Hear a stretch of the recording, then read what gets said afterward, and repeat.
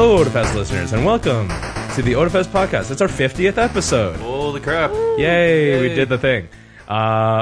Over, what is this, like almost 2.5 years? No, not 2.5 years, like 2 years? It's like 2 years now. Yeah, that's cool. Yeah. Anyways, I'm Jay. I'm Alfred. And I'm Jess. And we're here to talk to you about a bunch of stuff, I guess. A bunch of stuff. A bunch of stuff. Accurate. There was no prevailing super strong topic, so we have a lot of stuff to talk about. Yeah, I kind of burnt myself out like right before the episode. Yeah. Alfred got very animated. It's okay. Okay. Before we get into any of that stuff, though, we'd want to thank the Casting Call Club and the Camera Store for being sponsors for this episode. Yay, and for Otafest. Camera Store, I know you guys have heard about it before, but they're a great little local company. We'll tell you a little bit more about them. And Casting Call Club is this really cool website that basically brings together a bunch of, I think most of the time it's amateur voice actors who are trying to get into the industry, and they get lessons, they get like sessions and stuff like that. It's really cool. Mm-hmm. Anyways, after that, we've got news and announcements. So what's up, Alfred? Okay, we got several performance guest announcements. Please welcome Orbis, a live orchestra performing pop culture songs. Yosoka. I think it's Yosoka. Yosoka, a dance group that performs the Japanese traditional yet modern and authentic dance called Yosakoi Soran. I hope I said that right. Yosakoi Soran. And welcome back to SCT, Synaptic Chaos Theater, bringing back their geeky brand of improv. And DJ Johnny Nova, who will headline this year's dance party, and Midnight Taiko, who will be drumming away on Stephen Avenue. We haven't had Midnight Taiko in 2 years. 2 years. Since we moved to the TCC. Because we haven't had an outdoor space before, but this year we do have Stephen Avenue. Yes, we do, yeah. So they're going to be out there, and it's going to be great. Yeah, so I think Taiko drumming will be pretty awesome. It always is, but I mean, it's like, again, it's been a long time. I'm actually super looking forward to having him back. Yeah. I missed him. Okay, Otafest's official online program and schedule will be released on April 10th. The online schedule lets you plan your weekend and save the events you want to attend. Like our Facebook page for the announcement and link at facebook.com/Otafest. Yeah. The actual schedule, sorry just to interrupt, but the actual schedule when it's up will be at otafest.com/schedule. So, right. And we'll be at Calgary Comic and Entertainment Expo at the end of this month. Come visit our booth, and you'll have a chance to play some of our booth games for prizes. That was very popular last year. Yeah. Also, you can buy your Otafest 2018 pass in cash at the booth. You can buy your Otafest 2018 pass in cash. Buy it in cash. Buy it in cash. Buy your pass. Buy your pass. Buy your pass. Buy your pass. I'm sorry, Alfred. What was that? Buy your pass. Oh, okay, thanks. Nice. Buy your pass. Yeah. I guess, like, starting off to talk about, like, Calgary Expo, because it's the next big event that's coming up right before ours, basically. Things have changed for them. We've talked a little bit about that before, where they have been, they're owned by someone else now. They're not just Calgary Expo anymore, right? So, well, no, they partnered, I think. They still have control of the brand and stuff. I think that whoever... partnership would imply that they have very equal say. Oh, you disagree, or the Fan Expo? I think the Fan Expo, like it's Fan Expo, basically that have bought them, and basically Fan Expo. I think it feels like they have a more contrling stake. Okay. Well, it's all like maybe it's like 60-40 or like even 50. I'm not sure, but like, well, either way, it seems to be working out for them. Yeah. It's going to be pretty interesting. They've brought in quite a few names. Yeah. Are you guys planning on going? You think, or like maybe one day to or in a booth or anything like that? Might, just to get an autograph or something, but that's about it. Like, I have my Star Wars poster that's been signed by like 2 people so far. I'm not trying to get a third. Okay. So yeah, that's about it. Yeah. I might like help out at the Otafest or at like a booth or whatever, but I don't generally. I'm not like super big on cons in general. Yay, the only person I might go to see is Jennifer Morrison. I don't know who that is. She was from House, is why I know her. Yeah, she's on House MD. She was in Once Upon a Time. Yeah, I don't know that one either. I know House, but I don't generally. I'm not a big enough fan of any one celebrity to like go out of my way to kind of get an autograph or anything. Yeah, I'm not like I don't. That one person for me was Carrie Fisher, and I actually got her autograph. So before the tragedy happened. So I mean, yeah, I felt good about that. I think the only person that I want to see, but it's not even like I want to get an autograph or a photo. I just want to verify that they're a real person and not like an invention of like Jeff Goldblum. Of Hollywood for the past. Oh yeah, Jeff Goldblum. Jeff Goldblum is just like I want to make sure that he's real. I don't need to touch him or anything like that. I just feel like he's actual. Oh, I assure you. I think he's real. It's just that he doesn't seem real. No, he doesn't. He kind of occupies this weird space, like a David Bowie type character or something. Sort of like he's not necessarily like larger than life, but he's just like he's not your typical Hollywood star, right? No, he's been on like a bit of a like Renaissance. No, not Renaissance. Just like he was always relevant on the internet. You know what I mean? Like as a meme and stuff. But I mean,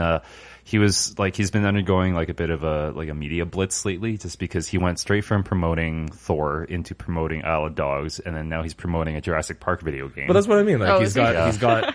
That's what I'm saying is like he has a little Renaissance in the sense that like I can't. Yeah. Other than what he's been in like really recently, like Thor Ragnarok, for example, I can't think of like nothing pops into mind immediately for something he did between like Jurassic Park Lost World and up to now. I think like the internet's just I don't want to say like blew him up kind of thing, but like because of the meme from Jurassic Park, he doesn't have to do anything in order to remain a star kind of thing. No, the internet keeps him relevant. Yeah. But I don't know, the last couple of interviews have been really great. Like GameSpot made him quote video game characters, which was hilarious. Really? And I think IGN made him do the entire monologue for like steamed hams from The Simpsons. Oh, which is like hilarious. Yeah. Burgers, that's steamed ham. That's what. That's not smoke. That's steam. It's coming from my oven. For the steamed clams that we're about to have. Steamed clams. Yeah. I don't know. Like, you could say that a lot of like about the internet, like kind of reviving stars or like, what's the name of the mummy actor? Brendan Fraser. Brendan Fraser, right? Yep. There was like a whole thing about like, where's Brendan Fraser? Like he was in all these movies. Well, back in like the early 2000s. He was not getting jobs for a very different reason than Jeff Goldblum, for instance. So, but I think it was just like the idea of relevance is I guess so. Like it's interesting that you can have social media be like, hey, where's this one guy that I know is famous for something, and now they're completely gone. I have to say, like the only reason I know some actors' faces or names at all is because of the internet. Because I don't think I've seen a single thing with Brendan Fraser in it, but I know who he is. You don't think you've ever seen a Brendan Fraser movie? I don't think so. You never seen The Mummy? No. You've never seen George of the Jungle?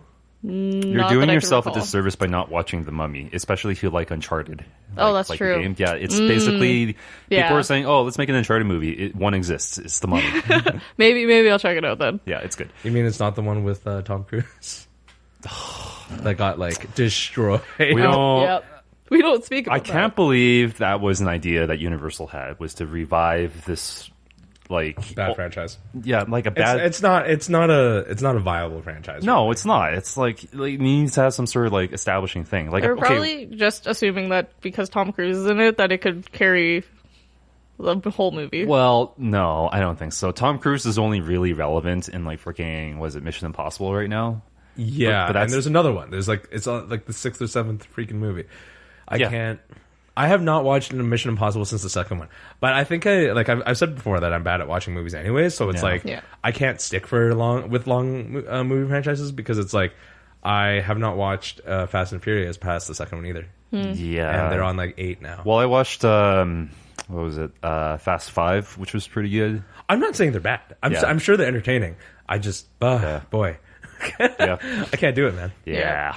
And there's great like internet content for it. Like there's lots of memes for like when The Rock is talking about like I don't know, something about like dessert, and like there's like good lines in there to be taken. It's entertaining and stuff. You know what I'm talking about? Like he's he's asking like one of his crew guys for like the news. No. Well, I mean, he's just a funny character. That The Rock for president. I'm just liking the fact that a lot of these new like these action franchises aren't taking themselves seriously anymore because you just shouldn't. So I don't know. Yeah. Ready Player One. Have you seen that yet? Nope. No? I'm probably not going to see it. I don't want to see it. Kind of. Yeah, I don't have that of interest. It's like nostalgia is. It's overrated at this point. Yeah, nostalgia. I'm done with it. Like, so recently I finished playing Super Mario Odyssey, right? Mm-hmm. I had to say it's probably the best Mario game. Like, if you like Mario games ever, platformers, just like any game in the history of that franchise, Mario Odyssey has a piece of it, and it's super fun. There's like a couple of parts that are like tedious or whatever, but whatever. The nostalgia part of me wants to always say that Super Mario World is the best Mario game because I love it. I love it. I feel like it's a very complete game, especially for the era. It's got great music, great visuals, whatever. Odyssey beats the shit out of it. It does, but that's the problem with nostalgia. Yeah, I want to say that like World is the best.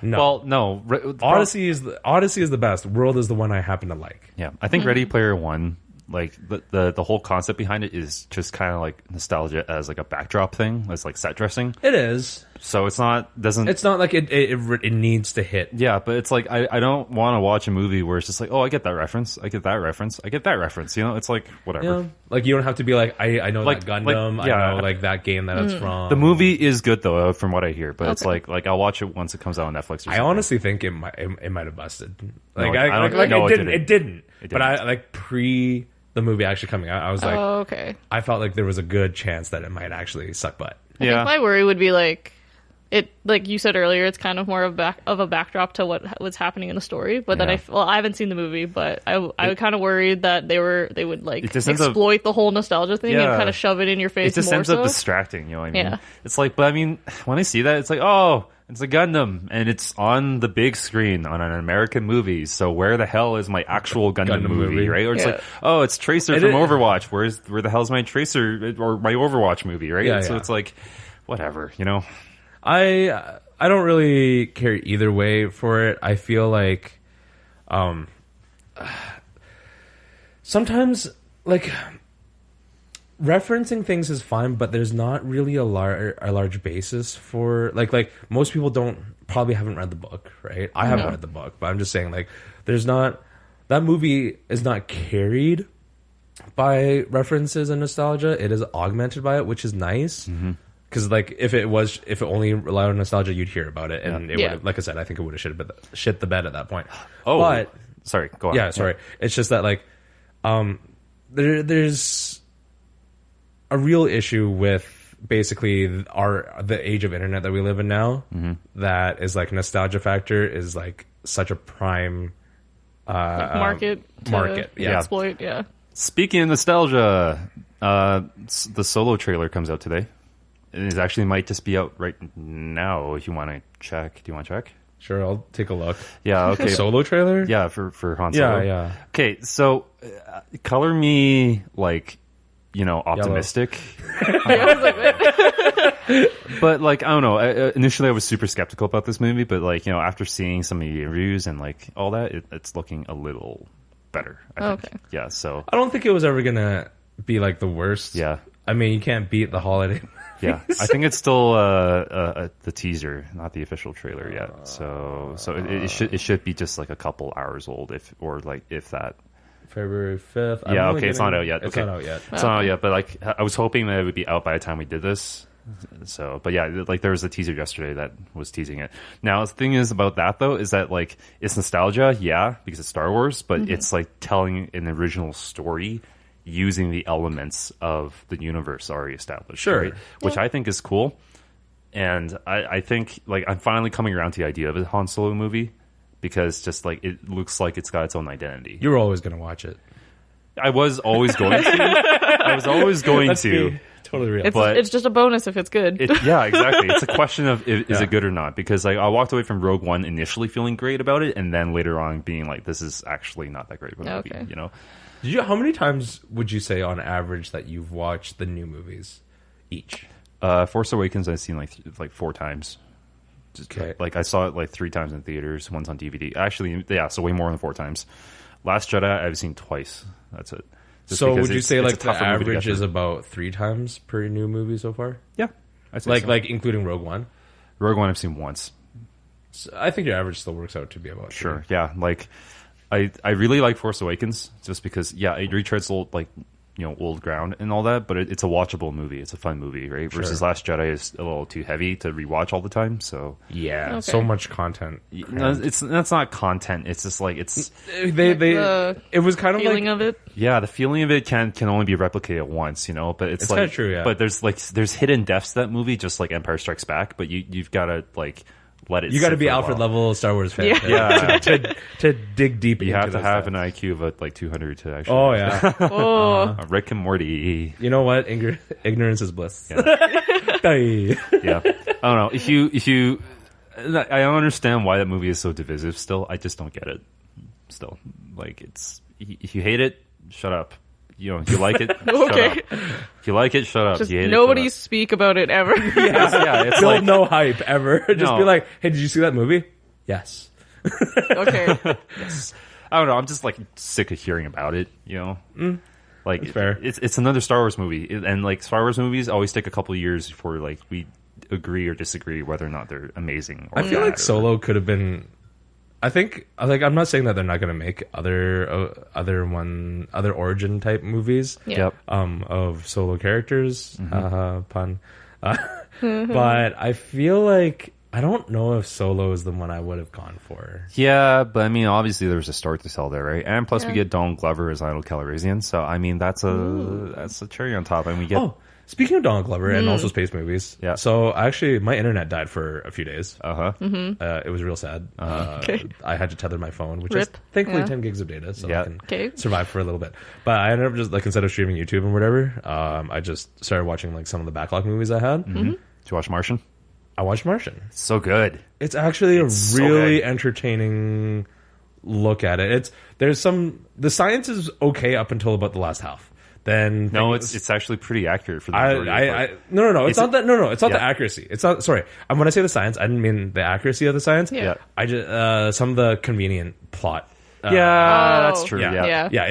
It becomes it becomes convenient later on. Yeah. But that's okay. They're just trying to wrap up. And it's like you have to tell a story, right? Right. Yeah. But it was a really, really fun movie. And then I don't know. I just had space movies to watch, I guess, because Matt Damon's in it, and I can't remember the female that I'm talking. The woman, her name, the commander.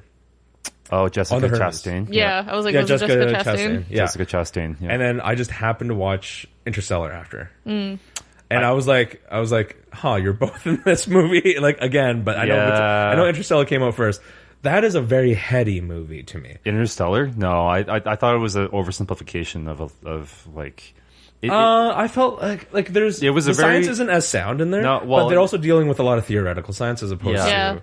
It's not about the science. It's like it's a simple story, but that was blown up to be made extremely complex for no apparent reason. You know what I mean? I can see that. Like with the time dilation and all that, it's a great narrative device. But I mean, I thought it was done better in other works. Like if you look at Voices of a Distant Star.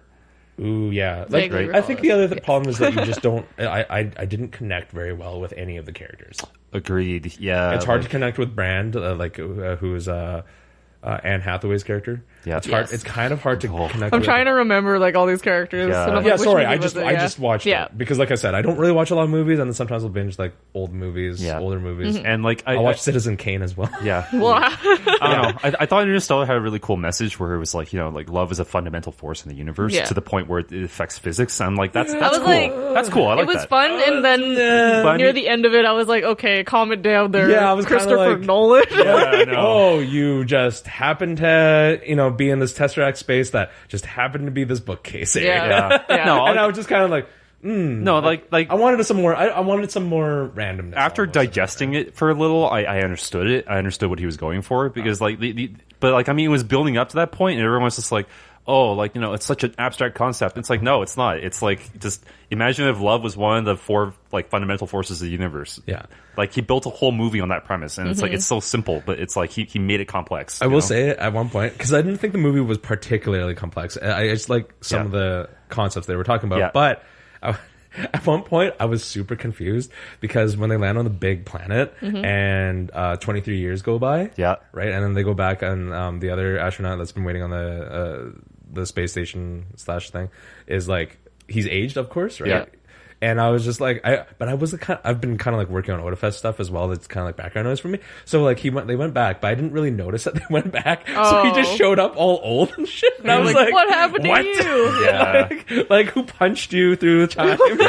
Essentially, the door opens and he's old as hell, and I'm like, Huh. Yeah, I don't know. Just missed a fundamental part of this movie. out of the cool sci-fi movies that like came out, like I actually think The Martian was the best one because like that's such a realistic take on what would happen if someone was stranded on Mars. To read the book first, but I got lazy. The book I heard the book was like very it's good, but it's hard to get into. Yeah, because it's more sciencey than and like the movie really is. technical. Yeah, that's fair. But like I like the movie because it still like encompasses the spirit of the book where it's like making science and math into a narrative plot point, you know, and it's like it actually like carries the narrative, which is so cool as a sci-fi fan, right? It's like cool to see that. We should probably thank our first sponsor. Yeah, I was thinking just exactly the same thing. So this episode is brought to you by Casting Call Club. We'll let you know a little bit about them. We haven't talked about them before. They've never sponsored us before. So listen up, guys. Want to learn what it takes to be a voice actor? Casting Call Club is the fastest growing voiceover website for online creators in the world. We have tens of thousands of new roles every month, and it's free to use for as long as you want. Most projects are community driven, which makes the Casting Call Club the perfect place to learn, play, and work. Visit castingcall.club/Otafest for more information. Awesome. Thank you again, Casting Call Club. It sounds like a really cool service for, again, anyone who really wants to learn a little bit more about the voice acting industry and actually participate. It's one thing to learn about it, but you got to put yourself into practice. So it really sounds like a really great like community-based project for you to do that. Yeah. Okay. Yeah. Okay, so we're done with other weird stuff. We're done with movies. I'm done with movies. Okay, let's move on to. Oh God. Oh, geez. Do you want to talk games? I do want to talk games, but not a whole lot. I just thought there was some. First thing that I saw that was kind of funny. So Fortnite's been pretty big. Yeah, that's an understatement. It got big. I still haven't played it, but in fairness, I haven't really played a lot of games recently. So it's kind of really bizarre to see a game that isn't League of Legends break the top Twitch like spot. You know, that's true. It's really weird to see that, but it's nice that like League. It's accessible. It's accessible. Free. Well, I tend to accessible is a big thing. It is, but like some oversimplification isn't. I was kind of cool. Like PUBG was kind of cool because it was a technically like difficult game to get into. It was like very hard to master. Right? It's like that's why I'm thinking about like when I call it like gritty. It's like it's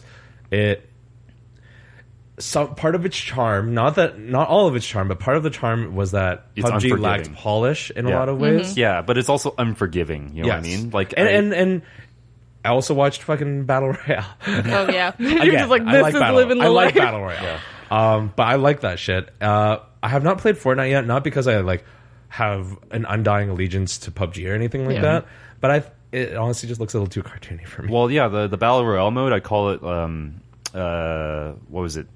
Fisher Price PUBG.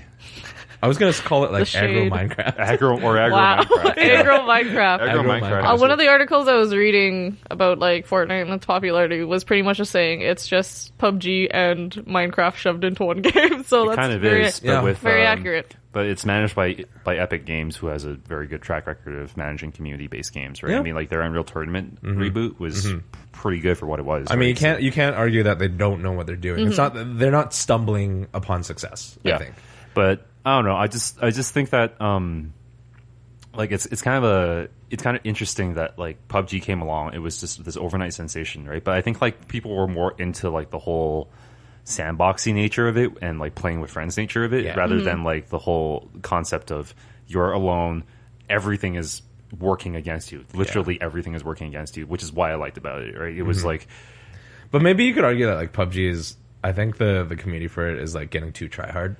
Like not even getting too try. They are too try hard. Yeah, they are. and it's like it's fine to win. It's fine to want to win, but I think Fortnite, like if I criticize it for being cartoony, I have to compliment it for being cartoony-ish because like I think it lends a certain element of gamesmanship almost to the game. Like instead of just being like, oh yeah, I'm the ultimate badass. Like, you know, well, PUBG like was balls of steel. PUBG was trying to be an esport, which is like silly because the game is so freaking buggy. It can't survive as an esport. It's not fun to watch. The format is so hard to watch as an esport because imagine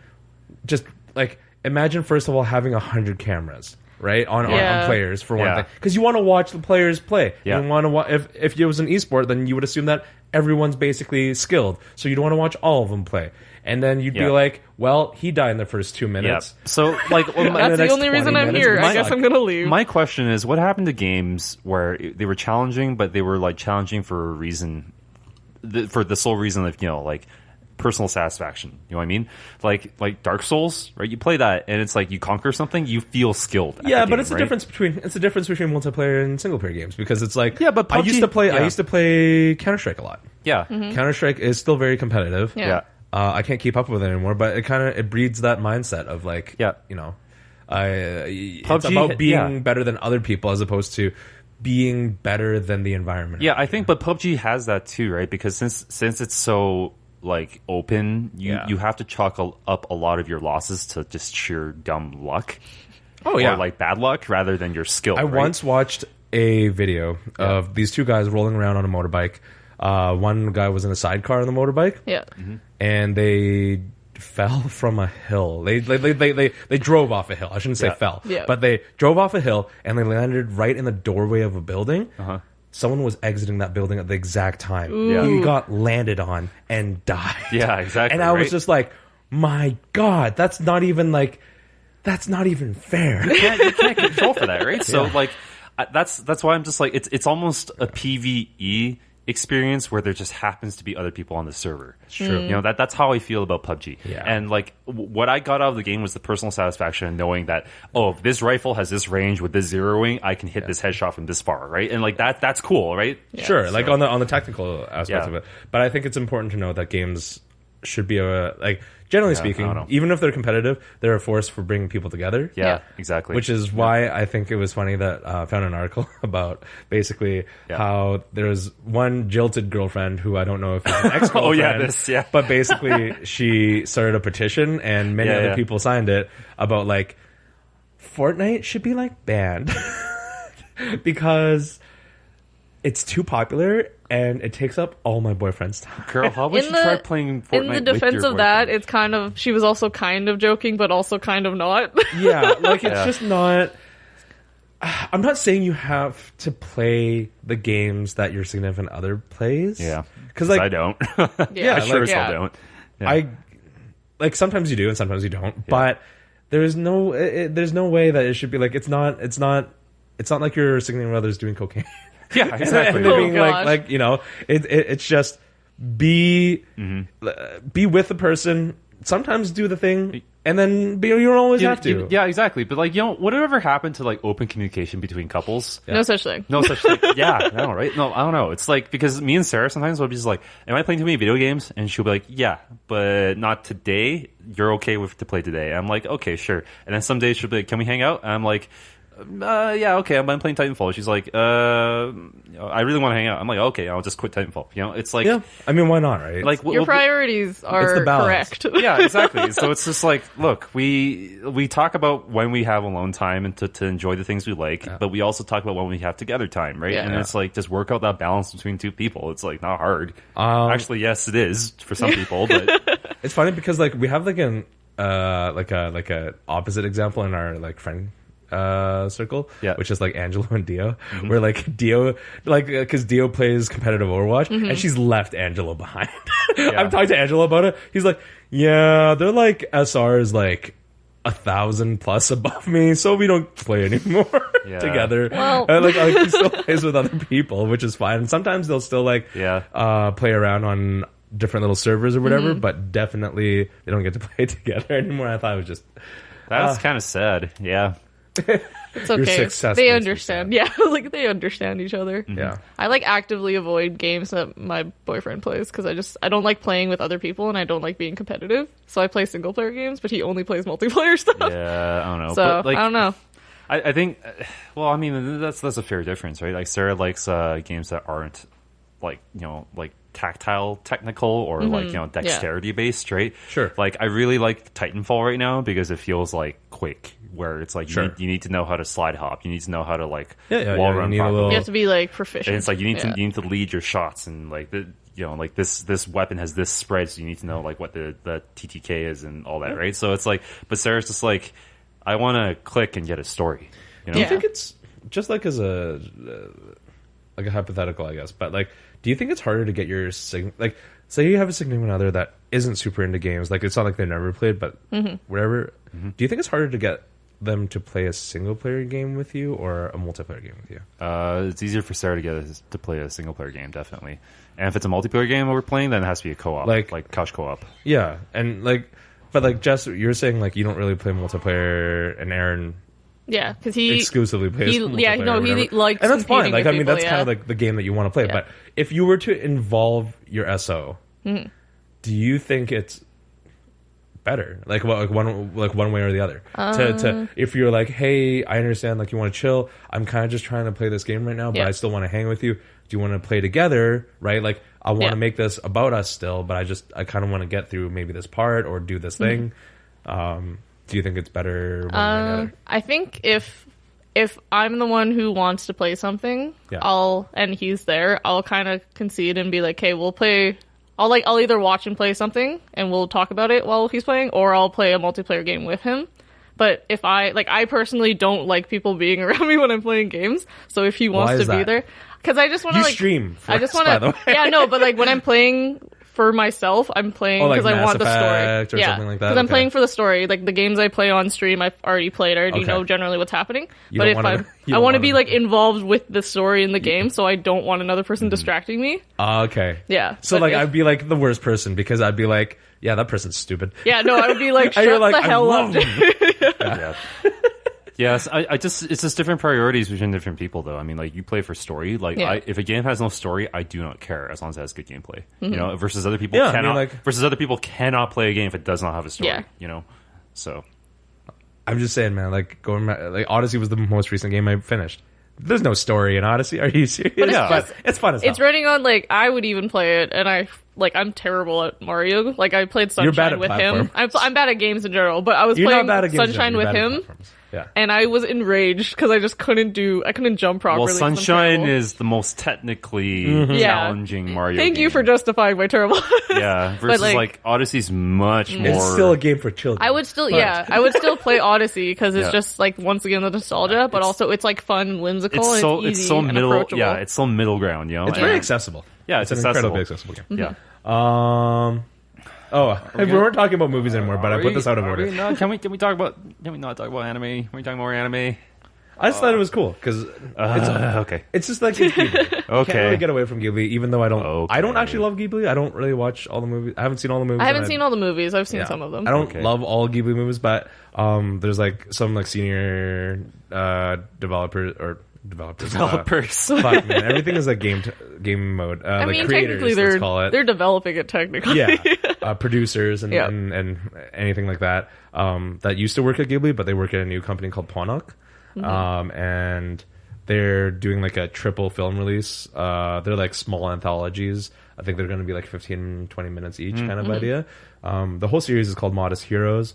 There's 3 films, but like the thing about it is like this, like I'm just telling people maybe to check it out because I think it's going to be cool. I might even watch a couple just because like the style is still very much Ghibli, but I'm interested to see what the influences of the other people in the new studio are going to be like. Because there's going to be like there's some really significant things. Like there's a movie called Tomei Ningen, who like it's being part like on the project is a guy named Akihiro Yamashita, and he is the animation director, or he was the animation director for Howl's Moving Castle, for example, right? So you know that like it's gonna look pretty freaking amazing, right? Like that's one thing that you're always gonna notice that is like the quality of Ghibli is in the animation. I don't always love the story. I don't always love even sometimes the music. Like I hated Ponyo. My God, I didn't finish it, but like. I think it's going to be interesting. Anyway, there's going to be 3 films.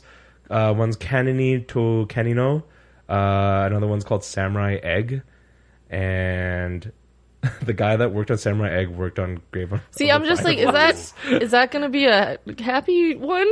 Samurai Egg. Yeah, I don't know, man. What's happening? And the other one is, Tomei Ningen. I think it's just going to be cool, if anything else. It sounds experimental. Fair enough, yeah. Experimental is fine. Yeah, I mean that's a genre of anime that hasn't really gotten a lot of love in recent years, right? Maybe for like Dead Leaves, that was kind of cool, but like, I mean...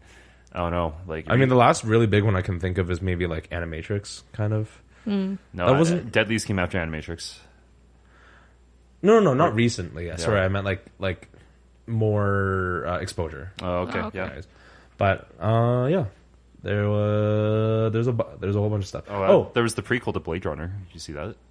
Yeah, that's right. There was a little animated prequel to Blade Runner. That was done by the Cowboy Bebop director. Yeah. I think those are pretty cool. But I at this point in time, with the way that like media is being done, I don't think 2D is going to grab as much attention at all anymore.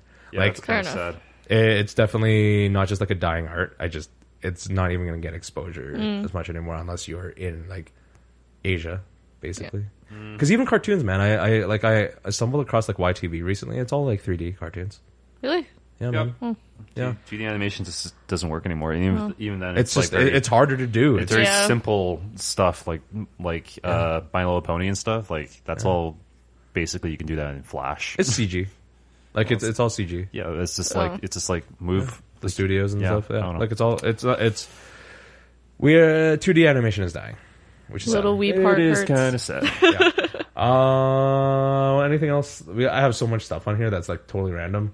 There's a Pokemon Cafe in Tokyo that's permanent. That's the only thing that was like a really big deal.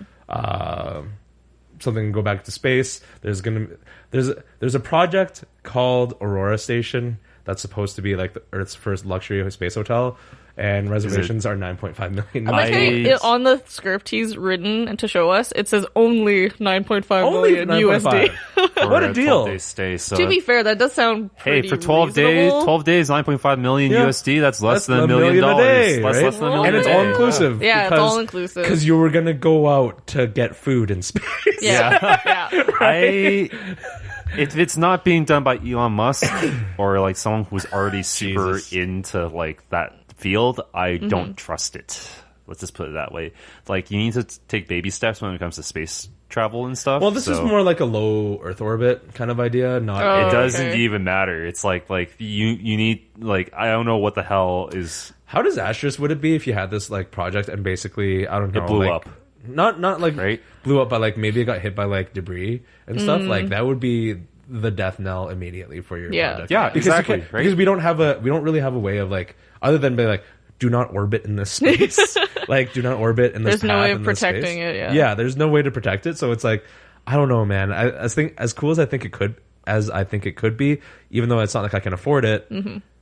It's probably not a good idea. Yeah, that's why I'm saying let the established people kind of tackle that, right? Because I think Elon Musk is also planning a space hotel or a moon hotel or something. Yeah. But it's like, I would trust his project way more because SpaceX is like way further than anyone else if there's a private space. I'm okay with a moon hotel because I like the idea of just being on ground.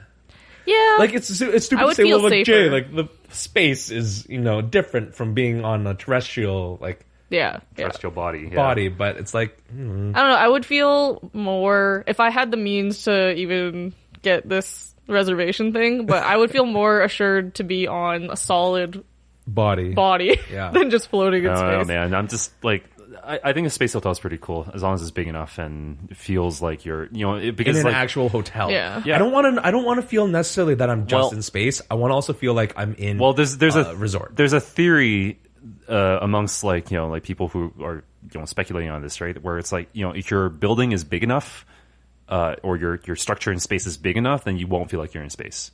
Right, and the ISS is barely scraping that, where like you kind of forget you're in space, you're in a building, right, and because like your brain adjusts to like the zero the gravity, surroundings, and stuff, right. But like, I don't know. This is the first step towards like my space colony Gundam dreams. Gosh. The first step, you won't live long enough to see I the won't. step. No. I won't. Actually, or the second step even. Or, well, actually, I don't know. Gundam is a really dark future of space colonization. That's very true. So maybe I don't want that. Life on Earth is pretty dark as it is. Yeah. So who knows? So really, what's the difference? Yeah.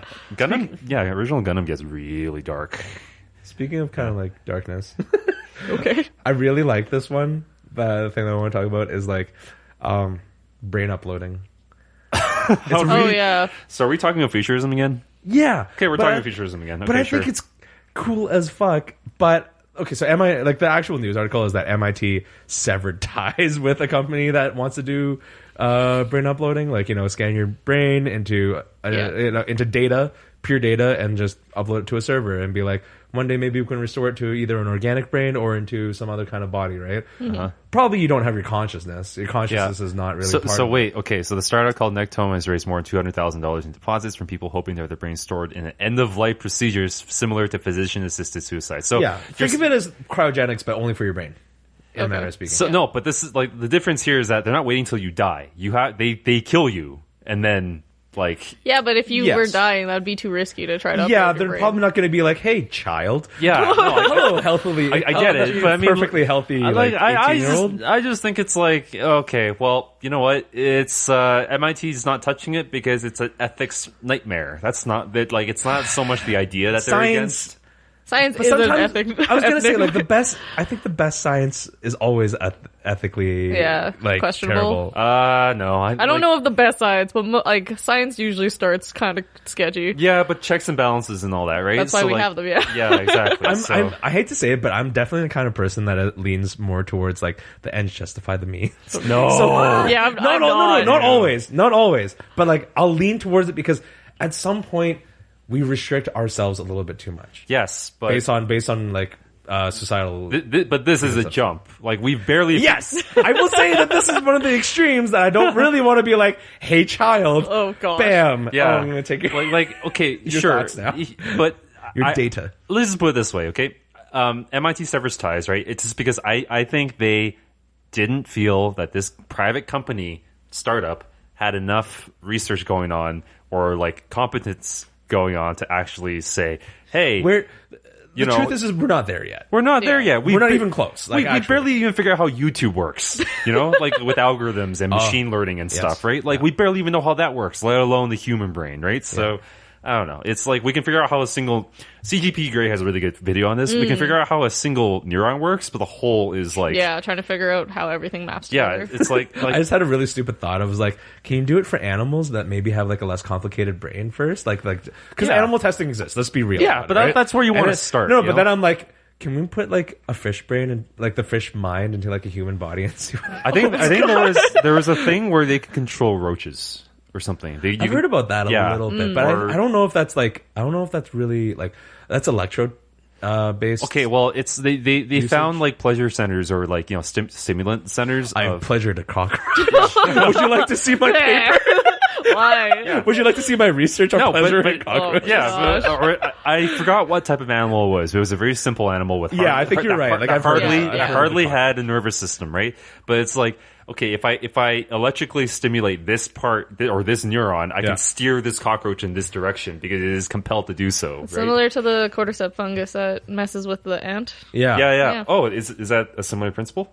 Yeah, the fungus like messes with the ant, and I don't remember exactly how it takes control, but it messes with his neurons, and then the ant just is like, "Hey, I'm on this plant. Come eat me, everybody." Yeah, so it can like start the next part of the life cycle for the cordyceps. No, are you sure it's cordyceps? That's another one. Because cordyceps is a fungus that has. Yeah, no, there's different types. Yeah. There's different types of cordyceps, but they all function very similarly. Oh, okay. Before we get into our next thing, because we're going to talk about that for a while, I'd like to thank our next sponsor. I'd also like to thank all of our sponsors forever and for sticking with us based on what we're going to be talking about. Yep. Thank you to the Camera Store for sponsoring our program and our community and our event for the past several years. We'll let you know a little bit more about them right now. The Camera Store loves Otafest, and Otafest loves the Camera Store. It's the best place to shop for all your photography and video needs. We know how much work you put into your cosplay, so make sure that you capture it with a great camera from the Camera Store. Not only do they have the best selection of gear to buy, they have an awesome rental program too. You can try cameras from Fuji, Sony, and Panasonic for up to 3 days for free from the Camera Store's rental department. Head over to thecamerastore.com for more information. Again, thank you so much to the Camera Store for providing all the services that they do. Thanks for selling me all film. The products. Thanks for selling me film. And all the knowledge that they have. Yeah, thanks for hosting Beers and Cameras. Yeah. So I can blow a lot of Alfred my will talk forever about Camera Store if they could. Oh, I could. Yeah, no, it's like... You should just get a part-time job there. They don't do part-time. I've asked. Oh, wow, you went deep. You're like, on that. can I freelance? No, well, I'll do it for exposure. Well, no, it makes sense though, because like the thing is though, like everyone there is so freaking knowledgeable about everything in the store, right? Like even if you're not a video person, they'll direct you to a video person, or they'll tell you what they know, and right? then they will have the video guy there. Yeah, right? so it's or like you're just a stills person, but like you want to get into video, they'll have like the perfect people to tell you about how to do that, right? But like that type of knowledge requires years of experience and years of training. So it's like they don't hire part timers because it would dilute the brand. Yeah, basically. At least I think it would. A little bit, but just because you obviously aren't there. You're not physically there, so you learn like you're not as integrated into the whole like culture of it. Mm-hmm. Yeah. Okay, so before the ad read, we were talking about data. Is it time to trigger It's Alfred? Okay. First of all, we're triggering Alfred. Second of all, he's like a little hangry. He told me he didn't eat before he came here.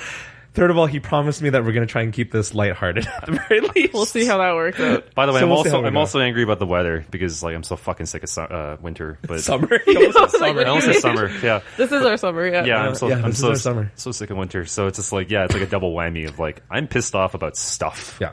So there's been something pretty big in the news recently. Some of it has to do with politics. I don't really want to get into that part, but just like the pure kind of like incident that's kind of been being talked about, which is like privacy issues and data harvesting and the usage of that data and how it's been disseminated and for what end.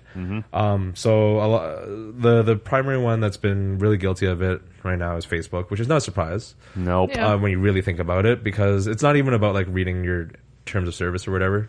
It's about like there's this thing that's going around basically like, guess what? Facebook is a free service. Do you know why it's a free service? Because you are the product. Yeah, exactly. Right? Like your data to use for ad sales and basically how Facebook makes their money in the first place. It's why they give you Facebook to use, quote unquote, for free. Yeah. Cambridge Analytica or CamAnal. Sure. I've never heard of it like that. Thank you. Like they did a lot of they pulled a lot of political data analytics from Facebook's user, but not technically like they're debating the legality of it right now. What they said was that this is the first time they have actually, and by the way, this firm explicitly gave all this data to actually they took all this data explicitly with the purpose of helping the Trump campaign. Yes. So they were finding out who was more liberal leaning, who was more conservative leaning, and they would give them targeted ads and targeted content, information in general, to actually sway them to vote for Donald Trump. Right. So yeah, basically, and right now, on the document that I have, I wrote 50 million Facebook users.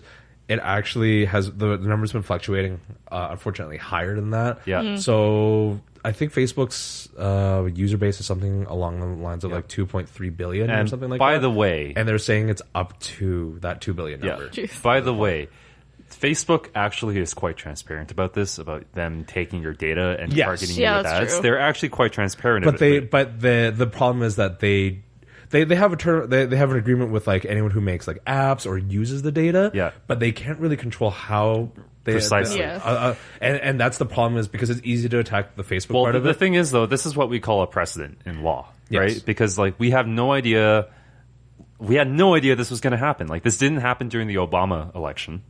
Right, like that we know of, but like in terms of like targeted social media attacks and targeted social media control over your content, right? Like this has never happened, right? Yes. Because I'm pretty sure that those same Facebook APIs that were abused for this election cycle weren't around during Obama's election cycle, right? I mean, a whole bunch of not surprisingly, there's been some consequences of these this, but the number one thing is like people like.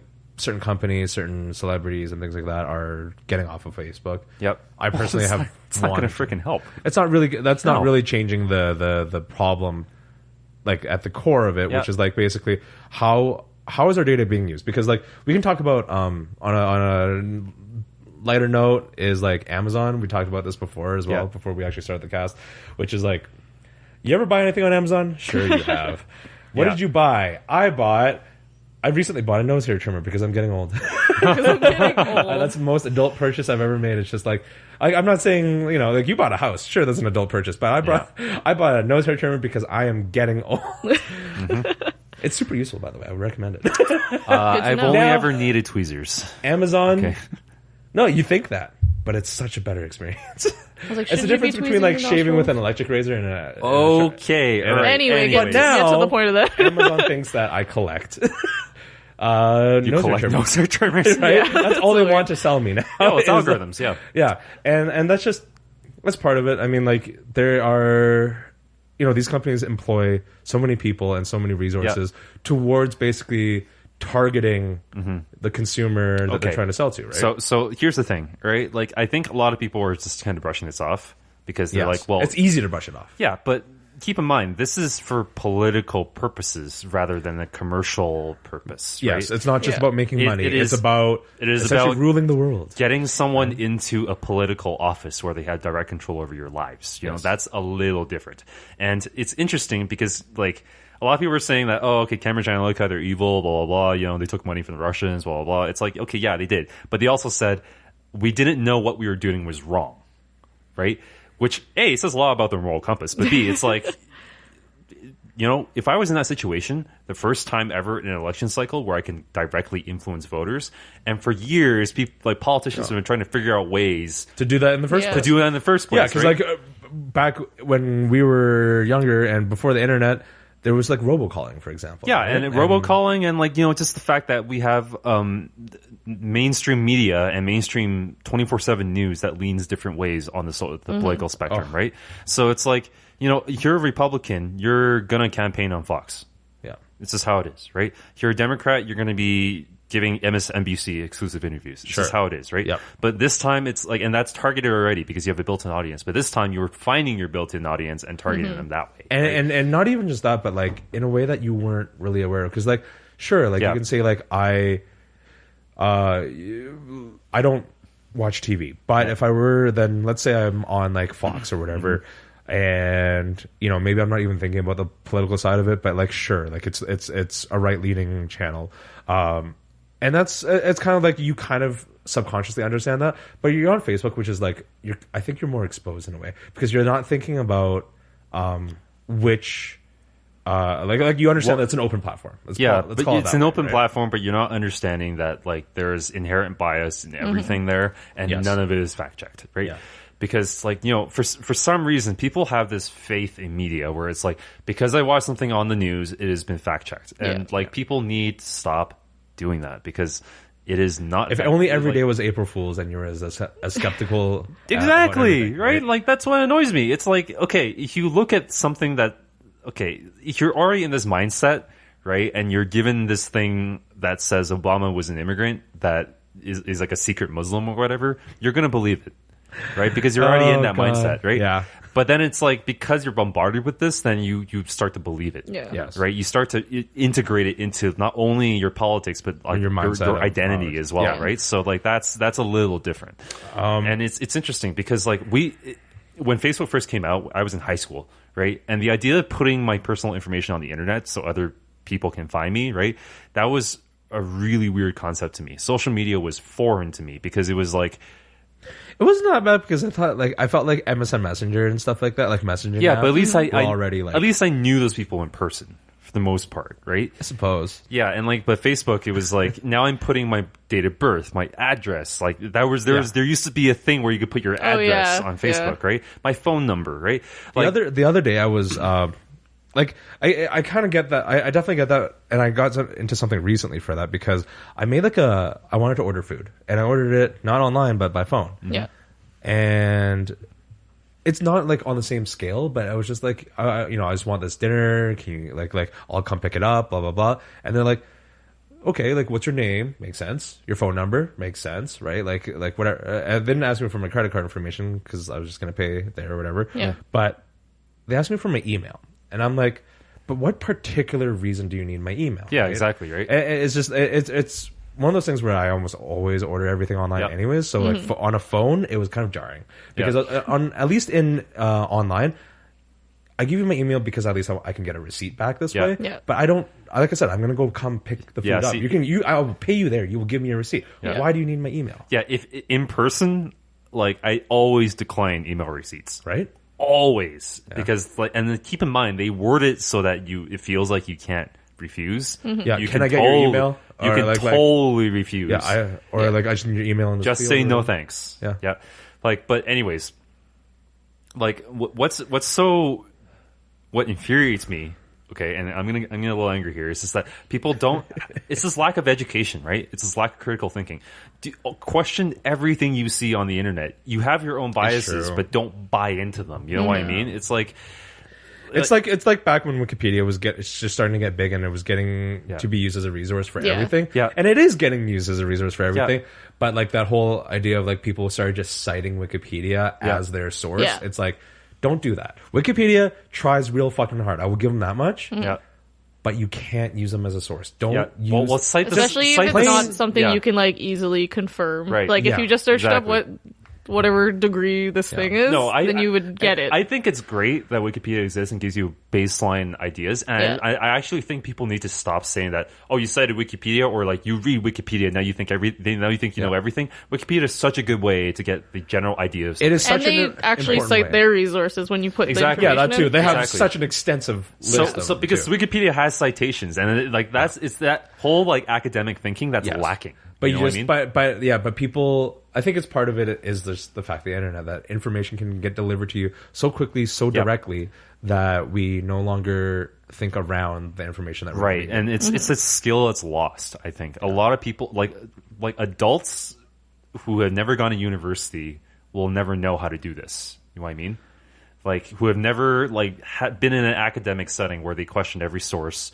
They look at every citation. They look at what research methodology. Yeah, because like if you're not in university, like they kind of do it in high school if I remember correctly, but no one scrutinizes your sources so much as when you're in uni. Because nobody cares enough unless it's like like I'm writing a fucking two-page essay on like birds, like a cardinal. Yeah, you think like the high school teacher really gives a fuck? Yeah, and like the high school teacher is there to see how you write and how you argue, not so much the factual stuff of your argument, right? Yeah. That matters more in academia. Yeah. So like it's interesting to see that this has kind of like gone along with this upswing of anti-intellectualism too, right? Mm-hmm. Where people are just like, oh, you hoity-toity university grad, you think you know everything. Well, you know what? I work in the fields for this long, right? You think you can tell me how to live my life? Well, it's like, well, you know what? Like, no, I'm not telling you how to live your life, but I have I can maybe speak to it, right? Because I've read lots about it, and sure, you have the practical information, but there's other things at play, right? So I don't know. Yeah.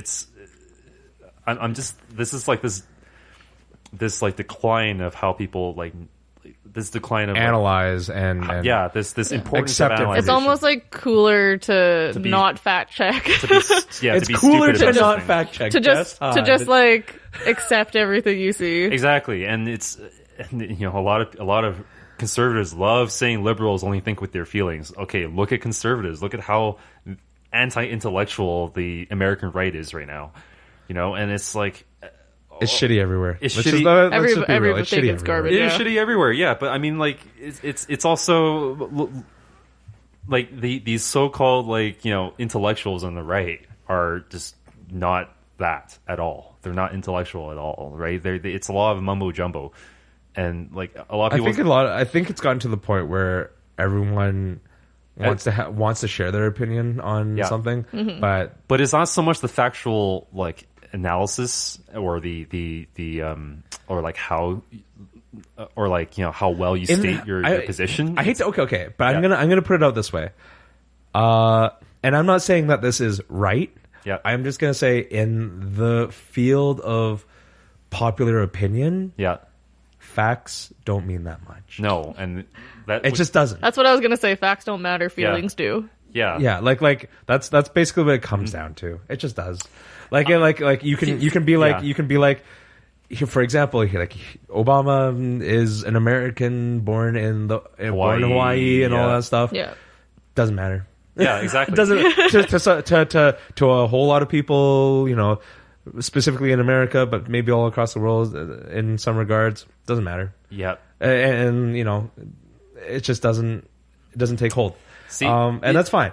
But it's interesting, but like people don't own up to the fact that like, I don't care about that, right? People that will jump through hoops to come up with conspiracy theories saying Obama's doing this sign, which is from this sect of Muslim of Islam, and it's like, no, he's like he's waving hello. Just it's like just say you don't like the guy. Don't like this make is true. Shit like don't attribute like don't falsities. Don't veil your hatred with garbage. And then it's like because you say facts don't matter, but then it's like facts matter until inconvenient, right? Yeah. But like that's what I'm saying. It's just like if a fact is inconvenient to you, why not make up a new fact? Hence alternative facts, right? Sure. Like which is why conspiracy theory is on the rise now, right? Like there's apparently a conspiracy theory that the current rise of leftist politics and the Democratic Party and stuff, they're controlled by Jews. Because Jews were part... That's like old. That's old. That's old as hell. It's old as hell, but it's a resurgence, right? Because now it's like it's under the... Like, anti-Semitism now is called cultural Marxism because cultural Marxism was coined by the Frankfurt School in France. I need to get all Jewish, apparently. I need to talk to Sarah because I need Sarah to take you away from the internet. I love you, Alfred. I do. Yeah. I'm not saying I am definitely not saying that you're the passion of which you talk about these subjects is not like, like you're generally a well-informed person, and I know that you try to be objective. My God, I need to like get you into more cameras or into more we games need you to step because away. like I'm afraid for you at some point. I know that you find it like I admire that you find it such a fascinating subject though. Sometimes I'm just but I think you go down in the rabbit hole pretty deep sometimes because Jess, it's not as much of a rabbit hole as you think though. Keep in mind that's the worst part. No, it's that is the worst part. It's not the worst part, okay? Because it is because you're telling me that like it gets worse. That it's like this is. I think of it as a rabbit hole. You think of it as like a napping place in the like field. A divot is what you're saying. Divot. A napping place in the field. No, okay. So my concern with this is that like again, look at how Donald Trump was elected, right? But like now you get people who are talking about this crap mainstream. Like on Fox News or like on CNN, and they say it with a straight face, and they tell you that it is a fact that Marxists are taking over the world, and you're telling me to just be another truth of popular opinion. Anything is a fact if you commit to it hard enough. Yeah, exactly, right? like what? Oh God, I'm gonna Godwin's law this. What's the? I think it was like a Hitler quote. I think it was a Hitler quote, which is like, people will believe any lie if you like. If it's big enough, right? Yeah, it's something along those lines. It's either Mussolini or Hitler or something. Yeah. But like it just disturbs. Tough, right? It just so disturbs me that this is now a mainstream idea. Yeah, going back to like the whole data harvesting thing and what's like disturbing is like, just on the whole like a neutral platform, like a dating platform, essentially. Yeah. Like Grindr, it was in on this where like. Of course you're gonna get like personal data if you're looking to date someone. You're gonna be like age, height, whatever. But in the gay community, STDs are still like are like a really big focus, I guess, like to fight against like AIDS, for example. Yeah. And Grindr shared HIV status to their advertisers, Jeez, so that they could target their So it'd be like, hey, like, I don't know. I don't use Grindr, obviously, but like I wasn't aware that you would use have an HIV status on your thing. It's important for because like if an HIV negative partner and an HIV positive partner, I understand why you would have it, right? Yeah. But like to sell that information to your advertisers, that's fucked up. That's a violation of your privacy. In a way that's like. It's the same thing as disclosing medical information of any kind. Again, it's people need to understand, though, on the internet, A, anything can be said, but also B, there's also no right to privacy. Anytime even if you click that little box that says you have the right to privacy, you don't. Yes. You just don't. Really good example right now, and this came out even more recently, so actually I don't have it on this document. So Google Chrome, who uses Google Chrome? I use Chrome. Me. Yeah, like everyone I know. Most people, yeah. So, new update on Google Chrome. Did you hear about it? No. So now Google Chrome, as part of their TOS and part of the program, they are now scanning your computer files in order to prevent possibly malicious data from breaking into Chrome. That is how they're phrasing it. Okay. we're talking Google, basically Google is now doing everything they can outside of being a operating system, which they do have, by the way. Yeah, Chrome OS. In order to literally just learn everything they can about you. Yeah, but they already do that. They already do that, but this is a slightly different extent because it's one thing to be like, I will subscribe to your thing, and here's my usage of your thing, as opposed to this is the thing I use it on. This is like, see, at least they're telling you. At right? least they're telling you because Apple had like CIA backdoors for the longest time, and they didn't tell you. Intel has CIA backdoors. Oh yeah, because and the lockouts for anytime a criminal activity was happened on, and maybe an iPhone had recorded data for it. Apple can't break Apple is not willing to break that code for the Intel thing, right? Yeah. Like there was whole CPU cycles at the Metal devoted to spying on you. Yeah. Right? So I mean you can't avoid it unless you watchdogs. Unless Big Brother is real. No, yeah, and he is, and you can't do anything about it unless you literally cut yourself off of everything, right? So you are being spied on at all times. And even if you cut off yourself from everything and you become a hermit in the mountains, right. That's what GPS satellite is for. Yeah, exactly. Anyways, I think we should wrap up. Yeah. It's definitely it is a very, Orwellian? Orwellian. Yeah. Yep. People keep saying 1984 is coming. It's already here. Sorry. It was here 10 years ago. It was here 10 years ago. 15 years ago. 20 years ago. This sounds like we're starting a conspiracy theorist podcast. No.